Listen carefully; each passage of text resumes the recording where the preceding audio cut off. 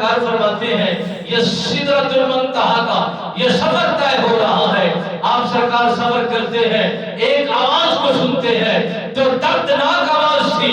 دل گرا دینے والی آواز تھی اور کانپ جانے والی جو آواز تھی. میرے نبی رحمت سرکار نے پوچھا, اے جبرائیل یہ کس چیز کی آواز میرے کانوں میں آ رہی ہے اور دل دہلا دینے والی کی آواز آ رہی ہے؟ جناب سید الملائکہ جبرائیل امین پاک نے عرض کی, یا رسول اللہ, جو آپ آواز سماعت فرما رہے ہیں, جو آپ کے کانوں میں آواز پہنچ رہی ہے, یہ آواز دردناک آواز ہے, جہنم کے اس آخری حصے کی آواز ہے. ہزاروں سال پہلے ایک پہاڑ کو اوپر سے گرایا گیا تھا, 1000 سال گزر گئے ہیں, آج اپنے ٹھکانے پر یہ پتھر آ پہنچا ہے, یہ دردناک آواز دیتا ہے. اور جہنم کا ایندھن بہت خطرناک ہے اور جہنم کی آگ بہت خطرناک ہے. میرے نبی رحمت سرکار نے پھر سفر طے فرمایا. ایک جوان کو دیکھا جو کنویں کے اندر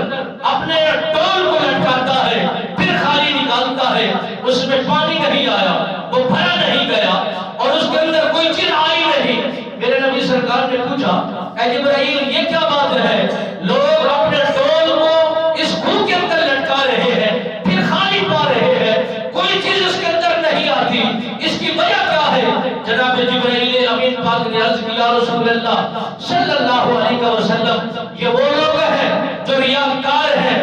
اور ریاکاری کے طور پر زمانے کو دکھانے کے لیے, لوگوں کو خوش کرنے کے لیے اللہ کی عبادت کرتے ہیں, ریاضت کرتے ہیں, تسبیحات کرتے ہیں, اذکار کرتے ہیں, تاکہ محلے والا مجھے نمازی کہے, علاقے والا مجھے غازی کہے, زمانے والا مجھے متقی کہے. میرے نبی سرکار کے غلام جناب سید الملائکہ جبرائیل امین پاک نے فرمایا, یہ عبادت کریں گے, جس طرح خالی ہوں گے ویسے ہی خالی رہیں گے, ان کے پلے میں ان کی جھولیاں نہیں بھر دی جائیں گی, یہ خالی کے خالی رہ جائیں گے. جو اللہ کی رضا کے لیے, اللہ کو راضی کرنے کے لیے, اللہ کی خوشنودی حاصل کرنے کے لیے عبادت کریں گے, ریاضت کریں گے, تسبیحات کریں گے, اذکار کریں گے, اللہ کو یاد کریں گے, اللہ سے تعلق کو جوڑیں گے, ان کے ڈول خالی نہیں آئیں گے بلکہ وہ بھر جائیں گے, مقدر کے ستارے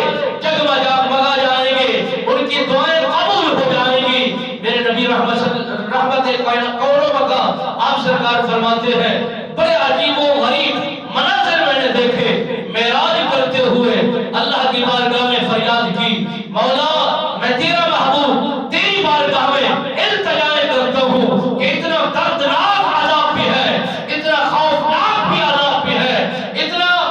خطرناک عذاب بھی تو نے بنا دیے ہیں. میں ان سارے عذابوں سے تیری پناہ چاہتا ہوں, اپنی سب قوم کی پناہ چاہتا ہوں, اپنی سب امتیوں کی پناہ چاہتا ہوں, سب کی بخشش کی طلب چاہتا ہوں, مغفرت کی دعا چاہتا ہوں. میرے نبی رحمت سرکار فرماتے ہیں, جب یہ سارے مناظر میں نے آنکھوں سے دیکھا ہے, پھر عرصہ دراز تک ساری رات کا قیام بھی کیا کرتا تھا, ساری رات کا سجود بھی کیا کرتا تھا, ساری رات کو بیدار رہ کر مجھے